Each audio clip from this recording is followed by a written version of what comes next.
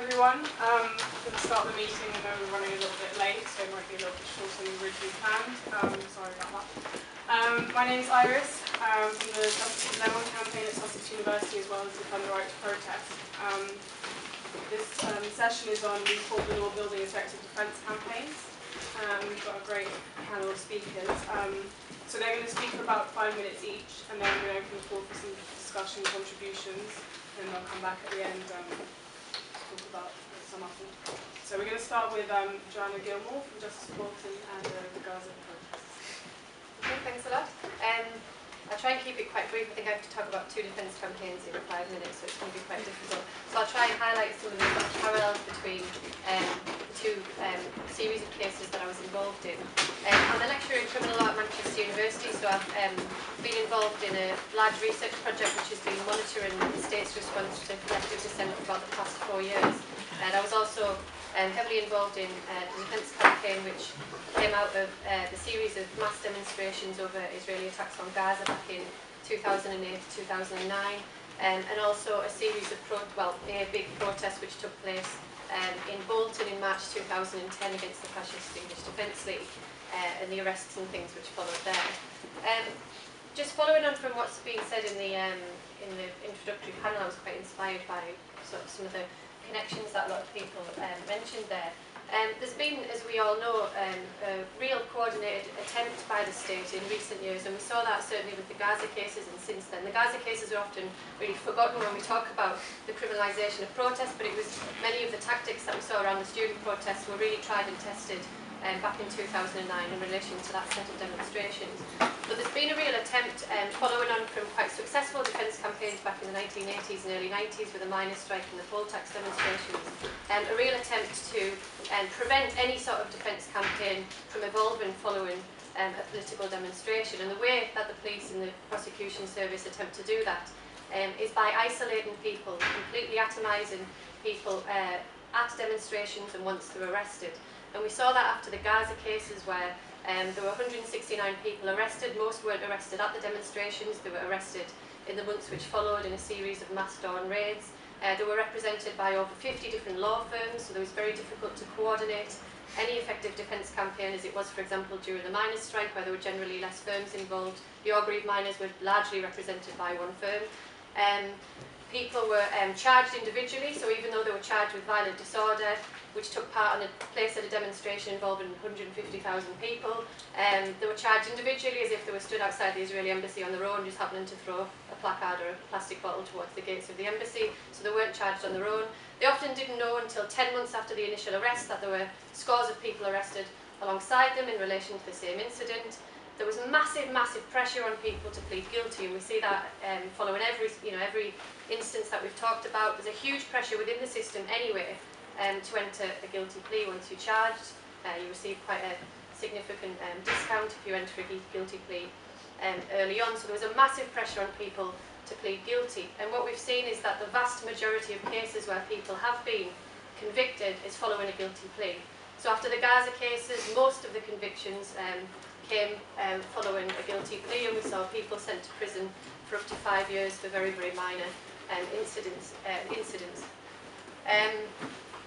What I do want to highlight, and I'm conscious I haven't got much time, is really that defence campaigns. The reason that the police tried to prevent any sort of defence campaign evolving is because they are remarkably successful, and the sort of resistance which did come out after the Gaza cases led to 14 out of the 16 cases which went to trial, resulting in acquittals. So people who did actually resist and had the confidence to resist and the support to resist were remarkably successful. I do want to briefly touch on, sorry, I've not much time. The second, perhaps we can come back to a lot of this in the discussion. The second defence campaign I've been asked to speak about was Justice for Bolton. Now this arose following a demonstration back in March 2010 where Unite Against Fascism organised a protest in Bolton in response to the English Defence League. Now in advance of that demonstration, in a tactic which we've seen rolled out across the country in every single anti-fascist protest since then, the police attempted to criminalise the protest way in advance of it taking place. They released press releases which said We anticipate violence at these demonstrations.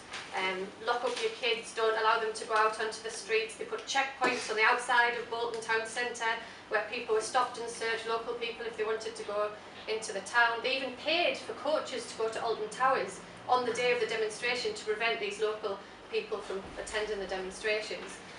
The demonstration was quite brutally attacked. Some of you might have been there. And 55 people were arrested, including 2 leading members of UF who were arrested for very serious conspiracy offences, which would have led to sentences of up to 5 years imprisonment had they been convicted. So that was the background to the demonstration. The defence campaign which came around after that protest was remarkably successful. It's one I think we should be shouting from the rooftops when we talk in any of these sorts of workshops. Immediately, the day of the arrests, United Against Fascism and other local groups, the demonstration had quite a lot of support from local trade union groups and so on. Formed Justice for Bolton. There was a mass meeting in Bolton which was attended by local people in the community. 1 minute, okay. We had a petition which was signed by thousands of people across the northwest. Local trade union branches passed motions because this demonstration already had the support and the base of the local trade union groups anyway. It was very easy to get motions passed through branches to condemn the police actions and to demand that the police be held to account for their own violent behaviour and that the charges be dropped against all of these people. To cut long story short, and hopefully we'll be able to get to this in the discussion, as a result of our really united campaign which arose from Bolton, only 6 people were charged with offences out of the 55 arrests. There was only 1 conviction for a very minor offence. Nobody was sent to prison. The 2 conspiracy offences were dropped. There are currently 12 civil actions being brought against the police for wrongful arrest, malicious prosecution and assault. A 65-year-old pensioner who was arrested for assaulting a police officer is now bringing a civil action against the police after we got footage which showed him beaten to the ground by police, and 2 police officers are facing trial for perverting the course of justice after they conspired to fabricate evidence against this individual. So we can see how, as a result, this is on quite a small scale, but the sort of immediate and incredibly united response to that demonstration really led to the whole police narrative around this protest being violent, violent anarchists who turned up to Bolton to cause mayhem. The narrative was completely changed and the police essentially lost all of the cases that they brought, well, with the exception of 1. So I think the Bolton example is one we can sort of use as a template to show how real unity and a sort of immediate response to this attempt to criminalise protest in our streets can actually be quite successful. I'm sorry I had to whiz through sort of 4-year experience there, but hopefully you get a bit of a taste as to how I think these defence campaigns can win.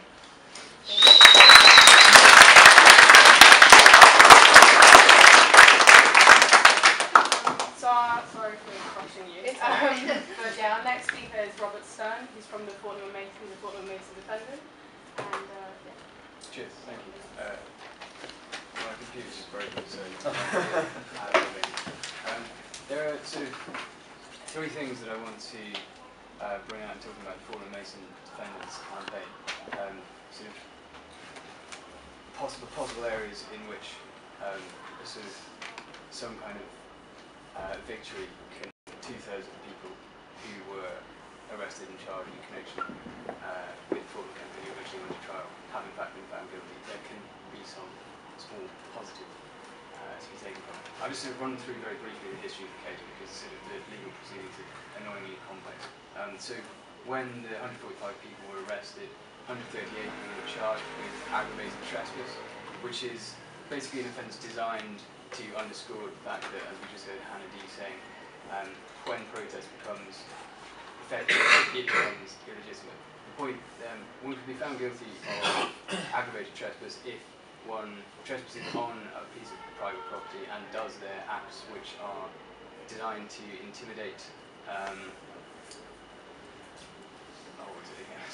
intimidate, obstruct or disrupt people carrying out lawful activity on that piece of land. And it's difficult to conceive of a protest that wouldn't do any one of those things.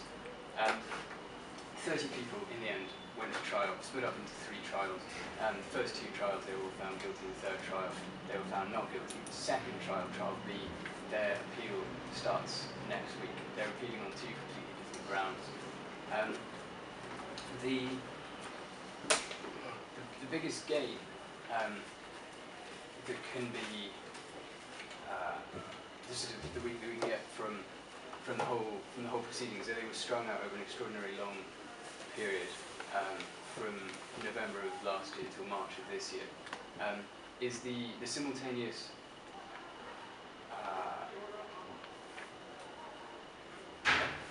intelligence gathering operation carried out by the police, whereby they wanted to know as much as possible about who was calling the shots at UK Uncut, about how this kind of thing could be prevented from happening again.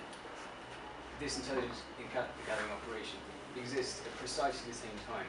There was a colossal amount of ignorance on the part of the police, on the part of the CPS, on the part of all three judges in the trial about what had actually happened, what even the charge was. In the case of the second trial, the judge at the end of the first week, it was a 2-week trial, asked the defendant, asked the barristers in the case why everyone kept on going on about intimidation so much, because he had actually neglected to read the charge sheet at any point.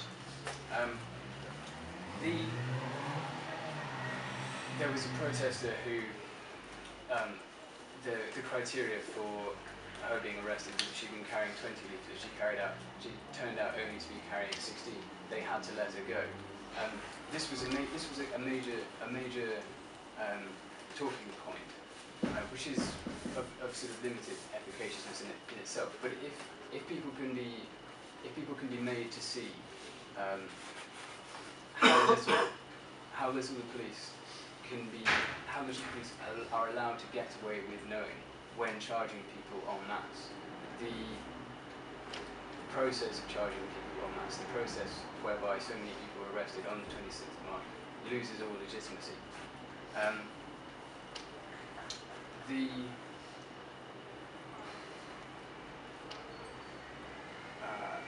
final thing that I would like to say, because I'm aware there's not much time left, is in regards to the sort of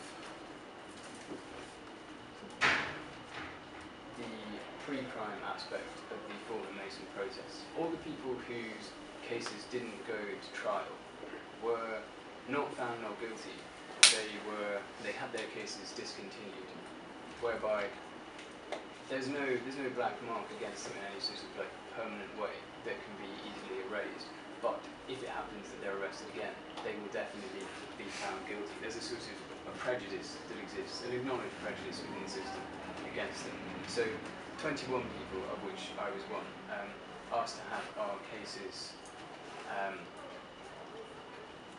reinstated in order to be found probably not guilty, in order that this prejudice would not exist against us. This was successful. We were found not guilty. The sort of media handling of this, though, was perhaps slightly botched. We were waiting on papers to run with the story, which was a complete mistake in retrospect. The story then broke without anyone really being able to make sense of what it was about. There was a lot of discussion about whether it was worthwhile doing it in the first place. So, in conclusion,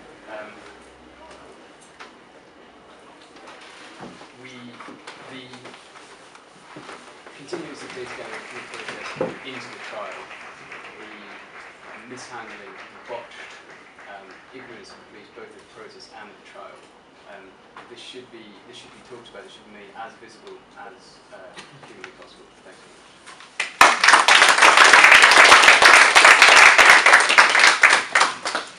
Yeah, our last speaker today in this workshop is John Tipple from the Paul Tax Defence Campaign. Yes, right, so I've just come from that fantastic meeting in there, which really quite inspired me. I was just listening to Janet and people like that. It's just, you know, I wasn't a victim, by the way. I was charged with incitement to riots over resisting the poll tax, and that's what we did. You know, we rioted. Make no mistake about that. The police attacked us on horseback, and we made them retreat. That was as simple as that. They had to leave. If they didn't leave, they were going to get battered by the rock. Flying out of the pub. But fortunately, the council had pulled up all the roads and left very neat little curbstones and cobblestones for some fantastic shots to throw at the police from a pub. Now, what was this about? Well, this was our opportunity to get Thatcher and the ruling class back, because they had always practiced divide and rule. They are always political, always, and so was I. You know, I'm a member of the Socialist Workers' Party. I had been to meetings that had taught me about ideology and violence, right, because that's what they use on us. The Socialist Workers' Party doesn't teach you how to be violent. It teaches you that that is the nature of the state. So nothing came as a surprise to me at all. And there was a pre-crime. We'd send the police at our Socialist Workers' Party meetings and the subsequent poll tax meetings that we'd call. We saw them. You know, I expect them today they're a lot more subtle, because we know that they live with people and marry them and have relationships with them. Bastards. At least the pigs who spied on us had shiny black shoes and we could pick them out. We were told we could not march where we had determined to march. And there were 2,000 of us. So we were going to march where we wanted to. Okay, that was it. We hadn't seen Thatcher beating us up, sending out her thin blue line, the police, who are not neutral. I knew that. A lot of people find this out when they're being bashed by sticks. I knew that before they bashed us by a stick. They're not neutral. They're there for the interest of the state. The state is a body of armed men. They will use their violence when their ideology doesn't work. You've got to pay, you've got to pay, you've got to pay. 14 million of us told them to get stuffed, and they therefore draw their sticks. So when they came amongst us, because we refused to march off round the back streets and go away quietly, we stormed into Colchester High Street, smashed up the Tory club a bit, you know, a few windows were broken, you know, terrible violence, terrible, you know, absolutely shocking. And I was actually asked to condemn the violence. Well, you're asking me to condemn the violence of the police? Of course I condemned the violence of the police. That pissed them off. So then they sent horses in. Horses charging at people. One woman was picked up by her ponytail, dragged off of her feet, and it was at that point that the rocks started coming at the police, and bloody good shot too, right? So all the police retreated. And then we were nicked, 16 of us charged. One of them was a police officer's, an inspector's son. He told me in the 36 hours we spent in the cells that he would not be charged because his dad was a pig. And right enough, he wasn't charged. The end of story, he disappeared. We'd become 50.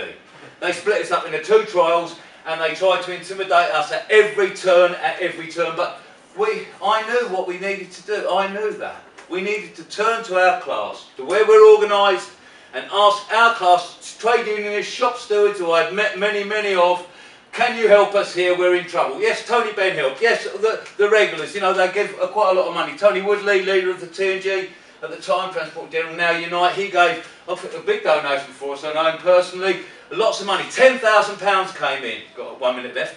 £10,000 came from organised workers. Give me £10,000 and I can really do something with that. We could actually say to the people that were amongst us, you're down on your luck, aren't you, son?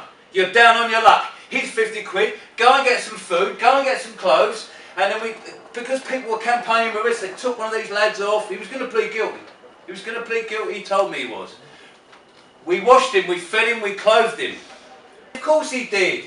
He didn't care whether he went to jail. Jail was better for him than the shit that they were dishing out for him anyway. He was finally absolutely discharged anyway because of his mental health problems. And our solidarity that we brought into that campaign was brought from our class instincts. You go to your class when you're in trouble and you ask them to help. And when we stood outside that court, 200 of us with our banners flying, you could tell I knew I was going to be found not guilty because we had a jury, didn't we? And some of those juries were in the trade union movement, and many of them had sympathy and empathy with what we were saying.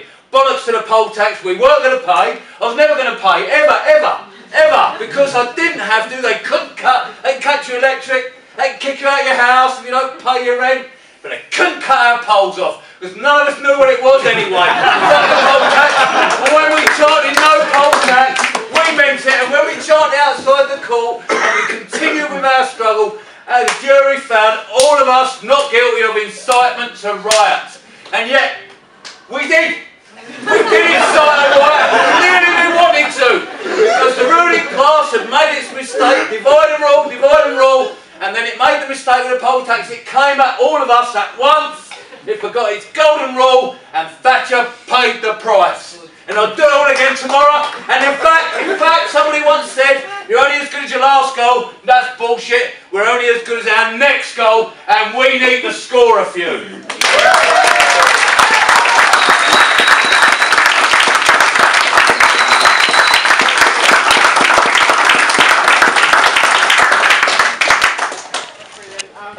Now about 50.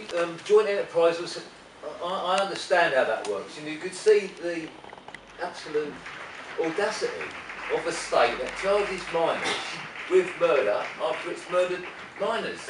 Amazing. But there is a joint enterprise in class warfare.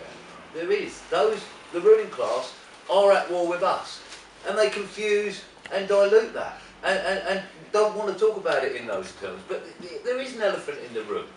There is. We all know what it is. It is class. Yeah. When they talked about the 99% of us, actually that isn't true. It's not quite 99%, because there's a middle class. There's plenty of people screaming at us when we were protesting about the poll tax. I've got to pay your share. Which is a laugh at me. Good. I'm glad you're going to pay yours. And I don't think we should be. I work in law today as well, actually.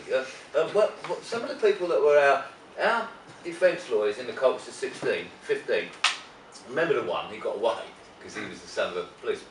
But there was Courtney Griffiths, Dexter Diaz, these guys were, Jim Nichol from Taylor Nichols. Jim Nichol was my lawyer. You know, without those people, we would have been in a lot of trouble. There's no doubt about that. You need a team, and I agree with you. We need a list. Do not go to these lawyers because they're middle class. They're part of the smell. They're not part of the solution, right? And Jim Nichol, try it to his class. You know, he's middle class. If you work in law, they purport to be middle class. Actually, I've got a suit as well, you know. And I was employed by Trevor Lynn, who was one of the young junior barristers who later set his own law firm up and employed me. Now, that was quite remarkable, really, because I wouldn't employ me anyway. But the point, and Matt Foot today as well, we need a list of good lawyers. There's going to be plenty more arrests, okay? The battles are coming, and no mistake about the battles are coming. They are here, I hear them. You know, we're in the battle. It's not, I'm not waiting for it, it's here, and it's always been with us. There's been low points in that battle. Actually, the poll tax was a bit of a higher point in that battle. But we've been battered about, no, we've been knocked about by them in their battle. You know, in their divide and rule tactics. And we need to be absolutely upfront about it. There is a class battle, and we're on the side of the working class. You don't have to be working class to be on the side of that class. You have to recognise that if you want change, it isn't going to come from the middle class, all trying to crawl up the greasy pole to get to the top, right? And as many of them are slipping down and crushing one another as they do so, let them get on with that, right? We have to use solidarity as our method of fighting back. And it is only that method. And we need to point to the lawyers who are prepared to support us in that battle of working class people. For those people that come to this country, I work with Polish trade union people a lot, and I've defended plenty of Polish people, and they're excellent. In my town, they've joined the trade unions. A lot of them drivers and skilled people, of course, but a lot of them are drivers, you know, Port, where I live. And so those drivers have joined the trade union, so we're able to say to them, you know, excellent move there, brother, because, mainly brothers, actually, mainly men drivers, but they have done what they need to do, which is to recognise their class position and join with the battle in the trade union movement. Is the trade union movement going to, by itself, per se, deliver trade, you know, a socialist world, a better world, a more just world?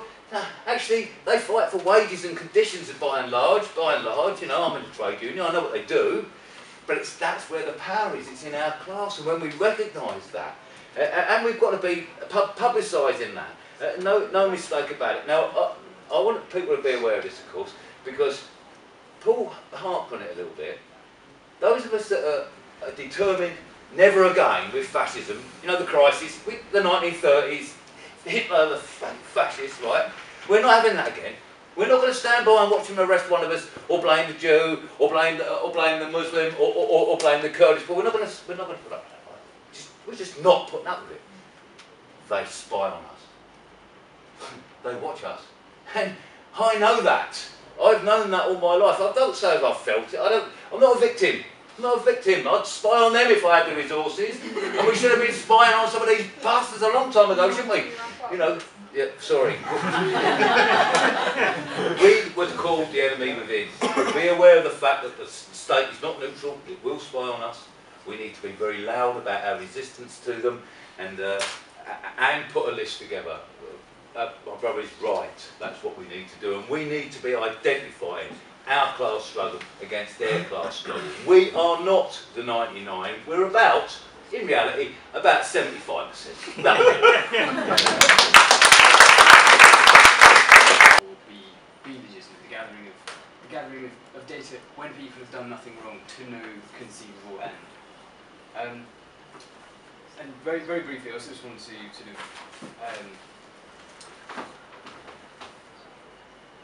add my voice to the praise for certain lawyers, but also to point out that quite a lot of the really good work done by firms like, for example, Hodge Jones, Nannen and Bindmans, who represented a lot of people who've been arrested over the last couple of years, is done by the paralegals in those firms. Like a lot of going through endless hours of CCTV footage and so on. These people are not really adequately remunerated for much of the work that they do at that time. Be my shops to it. Like we need to be aware that these people doing this work are motivated by solidarity with what is being processed about, with what they are investigating, and with who they are defending.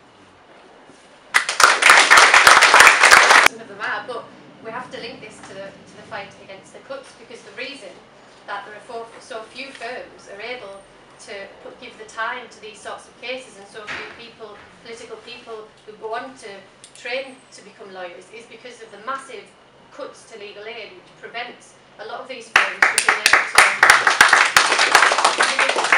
if we look back to the Gaza cases, Jake Smith, who was acquitted, the reason Jake Smith was acquitted, he was beaten up by police and then charged with violent disorder. The reason he was acquitted is because Matt Foote, the lawyer, went to the police station for 2 days unpaid and looked through the police unused material. Now, you know, believe it or not, when the police hand over their evidence, they often miss out the bits where they've beaten you up. I don't know why they do that. So you are entitled to have access to it, but you know, it requires somebody to do that unpaid.